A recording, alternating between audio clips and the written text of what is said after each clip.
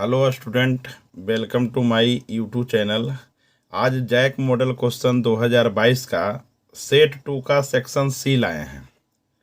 Set 2 का section A और B जो है पहले वीडियो में आपको हम बना चुके हैं, उसका डिस्क्रिप्शन इसके लिंक में दे देंगे। और सेट 1 का तीनों सेक्शन जो है भी उसका भी लिंक हम दे देंगे। सेट 2 का सेक्शन सी का 15 नंबर क्वेश्चन देखिए, कहता है कि एक मीनार के पाद बिंदु से एक भवन के शिखर का उन्नयन कोण 30 डिग्री बनता है और भवन के पाद बिंदु से मीनार के शिखर का उन्नयन कोण 60 डिग्री बनता है। यदि मीनार की ऊंचाई 50 मीटर है तो भवन की ऊंचाई ज्ञात कीजिए। तो क्वेश्चन बहुत आसान है, यह लॉन्ग क्वेश्चन में आपसे पूछा जाएगा। कहता है कि एक मीनार के पाद बिंदु से भवन के शिखर का उन्नयन कोण। तो यहाँ पर मीनार जो है, मीनार को बड़ा आप बनाइएगा। भवन से मीनार जो होता है बड़ा होता है और भवन जो होता है छोटा होता है। देखिए ये भवन, देखिए लिख देते हैं, ये भवन आपका हो गया, आई आपका हो गया मीनार। ऐसे बनाना है फिगर, पहले फिगर को सुंदर बनाइएगा और इसी से क्वेश्चन बनेगा। तो कहता है मीनार के पाद बिंदु से, तो ये मीनार हुआ, तो ये पाद बिंदु देखिए ये हुआ, नीचे वाला बिंदु जो आधार बिंदु होता है उसको पाद बिंदु कहते हैं। तो मीनार के पाद बिंदु से भवन के शिखर, ये शिखर हो गया, ये दोनों शिखर, ये मीनार का शिखर हो गया, ये भवन का शिखर हो गया, ये मीनार का पाद बिंदु हो गया, ये भवन का पाद बिंदु हो गया।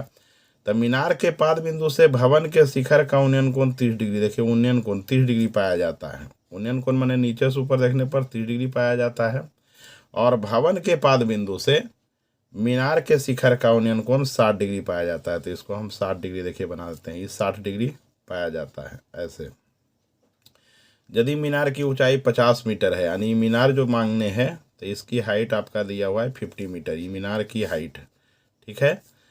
तो भवन की ऊंचाई, हमें भवन की ऊंचाई ज्ञात करना है। तो यहाँ पर देखिए, इसको मीनार को मान लेते हैं ए बी, भवन को मान लेते हैं सी और डी मान लेते हैं। तो सबसे पहले देखिए समकोण त्रिभुज ए बी सी में हम चलते हैं। तो इसका लंब देखिए दिया हुआ है, यानी पी दिया हुआ है, तो बी निकाल देंगे 10 से, पी बाई बी होता है, तो 10 से निकाल देंगे तो पी दिया हुआ है, बी निकल जाएगा। और जब ये बी निकल जाएगा तो इस समकोण त्रिभुज से चलेंगे, तो ये आधार देखिए बी निकाल दिए, तो इससे पी निकल जाएगा। तो इस प्रकार इसको बनाना है। तो आपको फिगर तो आ गया होगा समझ में कि भवन है, ये मीनार है। तो देखिए यहाँ लिख देते हैं, थोड़ा सा 2 लाइन लिख दीजिएगा। माना कि ऐसे, माना कि 50 मीटर ऊंचे भवन, 50 मीटर ऊंचा मीनार है ना जी, मीनार के पाद बिंदु से भवन के शिखर का उन्नयन कोण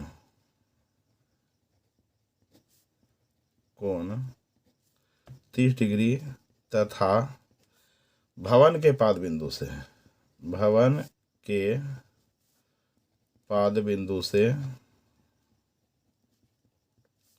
मीनार के शिखर का उन्नयन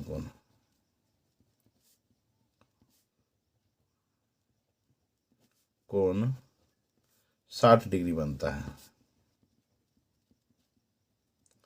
तो हमको सी डी बराबर वाट फाइंड करना है।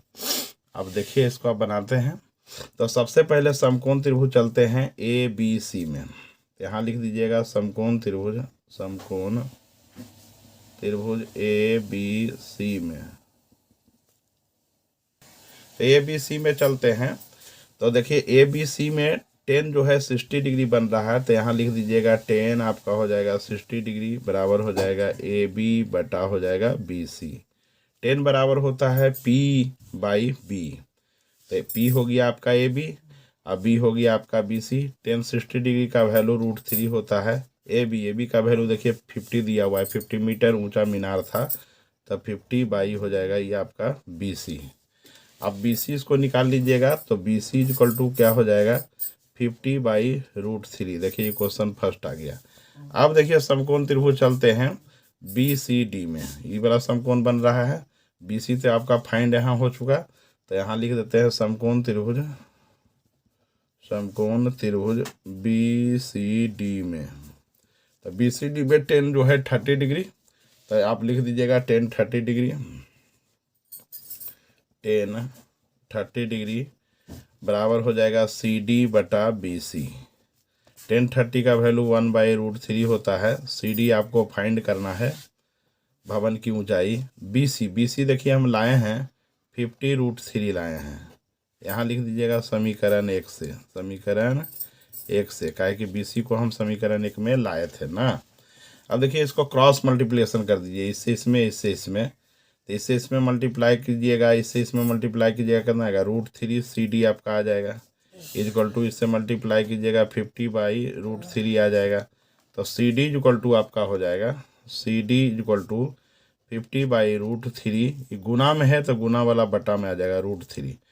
अब इसको जो है क्या करना है, गुण मल्टीप्लाई कर दीजिए, तो 50/√3, 9 का रूट अंडर आपका आ जाएगा 3 से 50 में डिवाइड कर दीजिएगा, तो 16 3 जा 48 और 2 इतना मीटर आपका हो जाएगा भवन की ऊंचाई। अर्थात भवन की ऊंचाई यहाँ लिख सकते हैं ऐसे, अर्थात भवन की ऊंचाई बराबर 16 whole number 2/3 meter answer. Question number देखिए 16 कहता है कि भुजा 7 सेंटीमीटर वाला एक घनाकार ब्लॉक है, यानी भुजा 7 सेंटीमीटर वाला एगो घनाकार देखिए ब्लॉक है। घनाकार घन जो होता है उसकी सभी भुजाएं आपस में बराबर होती है, यानी चारों ओर से बराबर। तो 7 सेंटीमीटर भुजा वाला ये घनाकार ब्लॉक आपका हो गया 7 सेंटीमीटर, ऐसे कर देते हैं, सब भुजा इसका 7 सेंटीमीटर है, 7 सेंटीमीटर। घनाकार ब्लॉक के ऊपर एक अर्धगोला रखा हुआ है, देखिए आधा गोल इस प्रकार रख दिया गया, ऐसे आधा गोल रख दिया गया है। तो अर्धगोले का व्यास क्या होगा, इस प्रकार बने ठोस का पृष्ठीय क्षेत्रफल क्या होगा। तो ये अर्धगोला देख रहे हैं, तो अर्धगोला जो है घनाकार ब्लॉक के एक भुजा के बराबर पूरा आ जा रहा है इसका व्यास।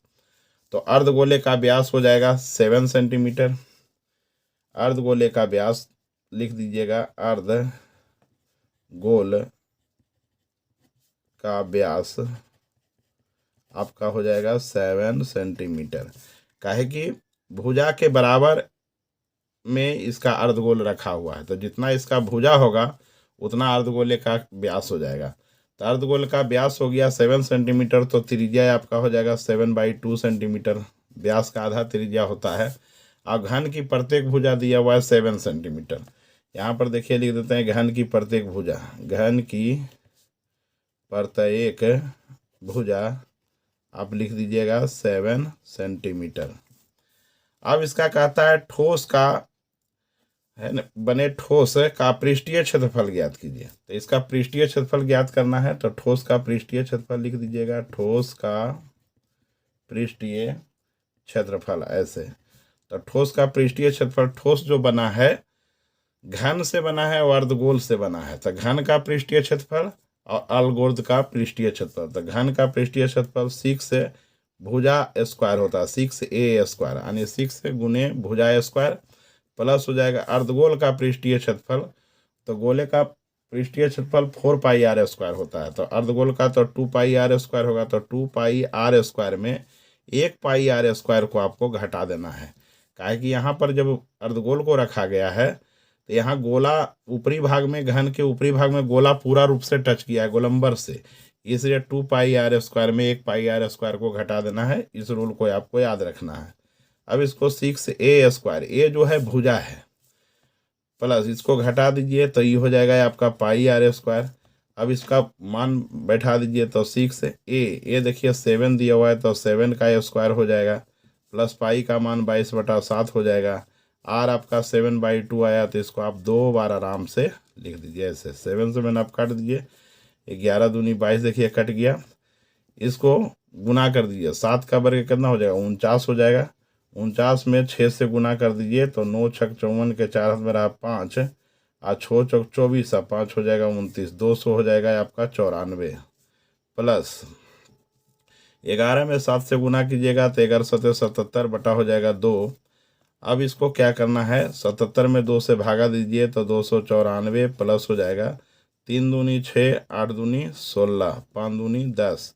अब दोनों को आप जोड़ देते हैं तो 5.8 8 और 4 12 के 2 हाथ में रहा 1, 9 3 12 1 13 के 3 हाथ में रहा 1, 2 और 1 3, इतना सेंटीमीटर स्क्वायर आपका ये आंसर आ गया।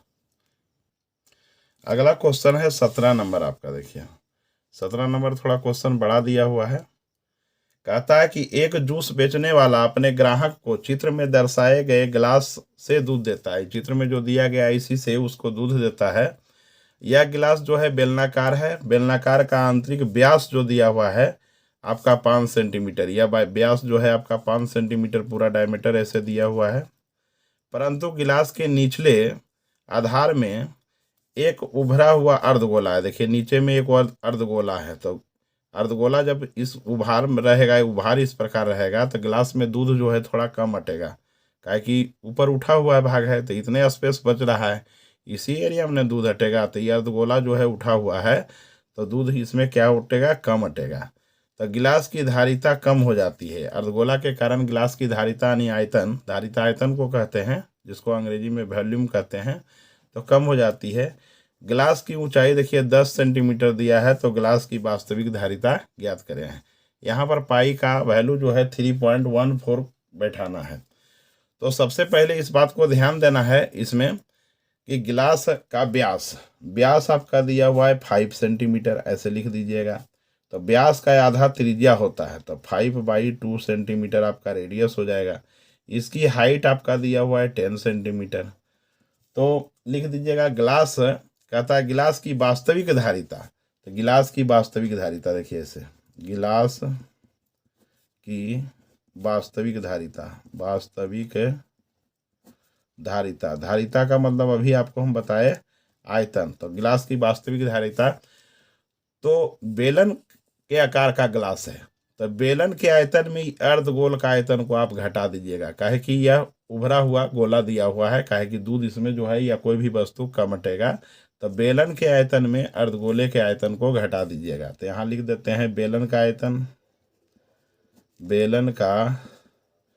आयतन माइनस अर्धगोल का आयतन, ऐसे बनाना है। तो बेलन का आयतन जैसा कि आप जानते हैं πr² होता है, πr²। अर्धगोल का आयतन होता है 2/3 πr होता है क्यू। अब देखिए इसमें πr² दोनों में मिल रहा है, तो πr² को आप कॉमन ले लीजिए। तो यहाँ आपका बच गया h, और यहाँ पर बच गया 2/3, एक r बच गया ना। अब देखिए पाई का वैल्यू जैसा बताए थे 3.14 लेना है। आपका क्वेश्चन में 3.14 नहीं बैठाया है, छूट गया होगा, इसको ध्यान दीजिएगा। इससे पाई का वैल्यू 3.14 लेना है। 3.14 रेडियस आपका 5/2 निकाले हैं, तो इसको आप 2 बार लिख सकते हैं, 5/2 × 5/2 ऐसे। एच आपका देखिए दिया हुआ है 10 सेंटीमीटर, तो आप एच के जगह 10 सेंटीमीटर बैठा सकते हैं। -2/3, फिर रेडियस आया तो रेडियस 5/2 आ गया। अब इसको आप कैलकुलेट कर दीजिए, 2 और 2 से कट गया। इसको सबको गुना कर देते हैं, तो गुना कर दीजिएगा तो हो जाएगा 5 से 5 में गुना कीजिएगा 25, और 25 में 314 से गुना कीजिएगा तो 78.5 आ जाएगा, और 2 दूनी 4 आ जाएगा। इसको भिन्न के घटाव कर देंगे, 10 माइनस हो जाएगा, 5 आपका हो जाएगा 3 ऐसे। यहाँ पर एक मान करके इसका एलसीएम कर देंगे तो इक्वल टू हो जाएगा 78.5/4।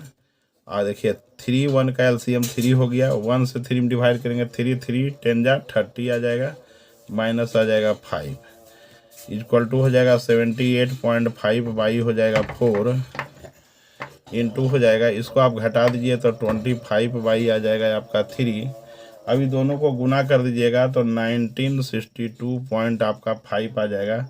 अब आई आ जाएगा 4 3 या 12, और 12 से इसको आप डिवाइड कीजिएगा तो 163.54 सेंटीमीटर क्यू आ जाएगा। सेंटीमीटर क्यू लिख दीजिएगा, धारिता क्यू में निकलता है।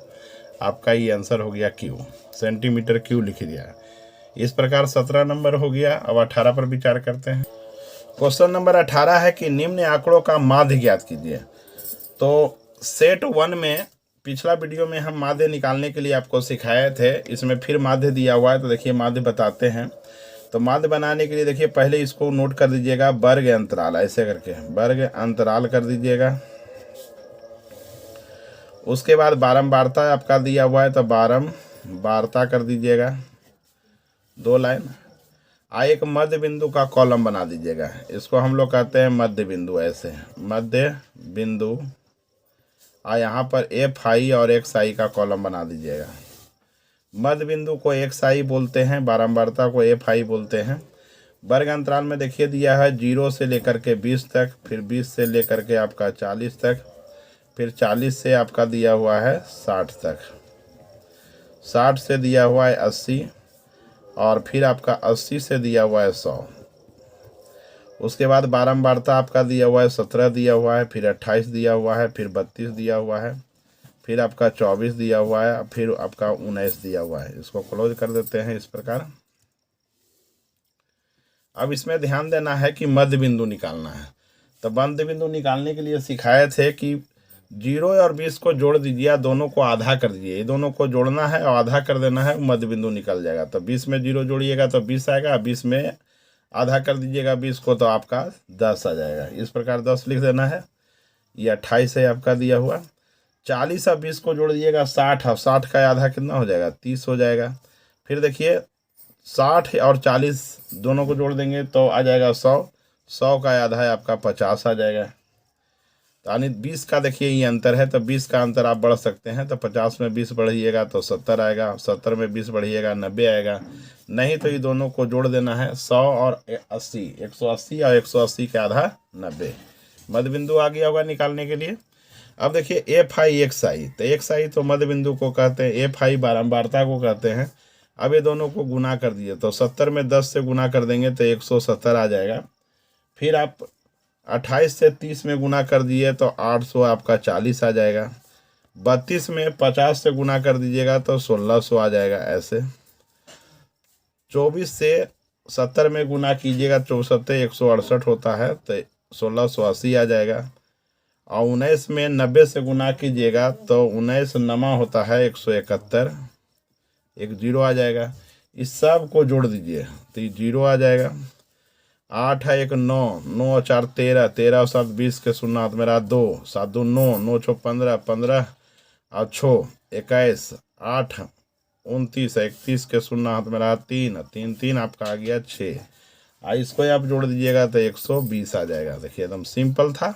इसको जोड़ दिए, इसको जोड़ दिए। अब माध्य निकालना है तो यहाँ लिख दीजिएगा माध्य इजकल टू, देखिए ऐसे माध्य इजकल टू होता है सिग्मा एफ आई एक्स आई बटा होता है सिग्मा एफ आई। तो सिग्मा एफ आई एक्स आई का वैल्यू आया 6000 और सिग्मा एफ आई का वैल्यू आया 120। इसको काट दीजिएगा तो 12 पचे 60, एगो 0 तो कट गया। तो आपका आंसर जो आ गया 50 आपका आंसर आ गया, 50 आपका राइट आंसर। अगला क्वेश्चन है 19 नंबर कहता है माध्यिका ज्ञात कीजिए। माध्यिका निकालना है। देखिए आप तो माध्यिका में देखिए वर्ग अंतराल दिया है, बारंबारता दिया है, तो उसी प्रकार कॉलम पहले बना लीजिएगा आप, ठीक है। तो पहले कॉलम बना लेते हैं। वर्ग अंतराल देखिए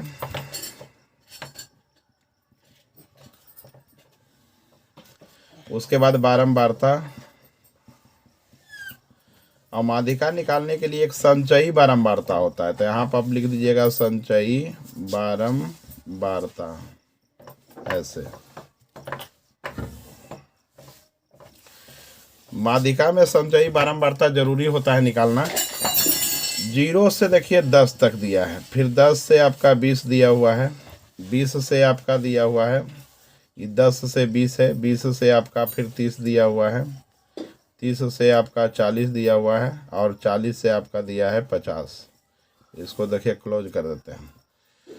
बारंबारता आपका 5 दिया हुआ है, फिर 8 दिया हुआ है, फिर आपका 20 है, उसके बाद 15 है, उसके बाद 7 है, और 50 से 60 भी है। तो 50 से 60 कर देते हैं, और ये लास्ट में 5 दिया हुआ है। तो इसको संचयी बारंबारता निकालने के लिए बताए थे। ये 2 लाइन तो आपका दिया हुआ रहेगा। तो संचयी बारंबारता में क्या करना है, सबको जोड़ते चला जाना है। जैसे ये 5 है तो ये 5 आप लिख दीजिएगा, 5 में 8 जोड़ दीजिएगा तो देखिए 13 आ जाएगा। ऐसे 13 में 20 को जोड़ दीजिएगा तो 33 आपका आ जाएगा। 33 में 15 आप ऐड कर दीजिएगा तो 48 आ जाएगा।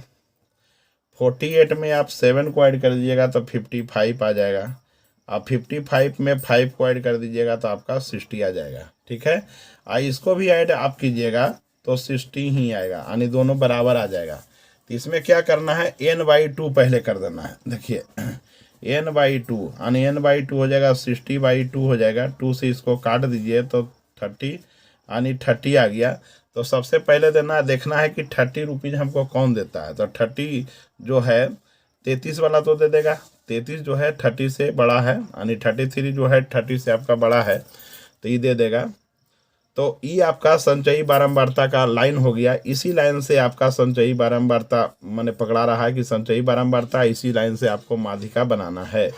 क्योंकि 30 रुपया जो है 33 रुपया देखिए इसके पास है तो ये हमें दे सकता है। तो इस लाइन को हम संचयी बारंबारता का लाइन मान लेंगे, यानी माध्यिका का लाइन मान लेंगे। इसी लाइन से आपको बनाना है। और इसमें 2-3 चीज़ होता है निकालना। सबसे पहले होता है CF, एक देखिए निकालना होता है CF। तो CF जो होगा इसके पहले वाला, जो माध्यिका का लाइन आया उसके पहले वाला आपका CF हो गया। तो CF हो गया 13। F हो जाएगा बारंबारता, तो इसी लाइन का बारंबारता है आपका 20 हो जाएगा। F हो जाएगा। L हो जाता है निम्न सीमा, लोअर लिमिट, तो लोअर लिमिट भी आपका 20 हो गया। H हो जाता है दोनों का अंतर, ये दोनों का अंतर देखिए आपका 10 हो गया। अब इसको जो है माध्यिका के सूत्र पर बैठा दीजिए। तो माध्यिका का सूत्र देखिए यहाँ पर बना देते हैं। माध्यिका ऐसे, माध्यिका बराबर होता है L plus n/2 minus CF by होता है F इंटू होता है H। ये सूत्र होता है। इस सूत्र को, रूल को आप याद कर लीजिएगा। देखिए L मैंने निकाला है 20, तो यहाँ 20 आप बैठा दीजिएगा L के जगह, प्लस n/2। तो n/2 देखिए n/2 हम निकाले हैं यहाँ पर 30। तो n/2 जो आपको दिख रहा है यहाँ पर, तो इसके जगह पर आप 30 बैठा दीजिएगा। CF बताए इसके पहले वाला, तो 13 बैठा दीजिएगा। F निकाल करके देखिए 20 लाए हैं यहाँ पर, देखिए दिख रहा होगा, तो यहाँ 20 बैठा दीजिएगा। फिर H दोनों का डिफरेंस हमने निकाला है 10, देखिए यहाँ 10 निकाला है, तो यहाँ दोनों का डिफरेंस आप बैठा दीजिएगा 10 ऐसे। अब इसको कैलकुलेट कर देना है, तो ये आपका 20 ही आ जाएगा, प्लस हो जाएगा। इसको घटा दीजिए, 30 में से 13 गया तो बच जाएगा 7, बटा हो जाएगा 20, अगुने हो जाएगा 10। 20 हो जाएगा, प्लस हो जाएगा, 7 में 10 से गुना कर दीजिएगा तो 70 बटा हो जाएगा 20।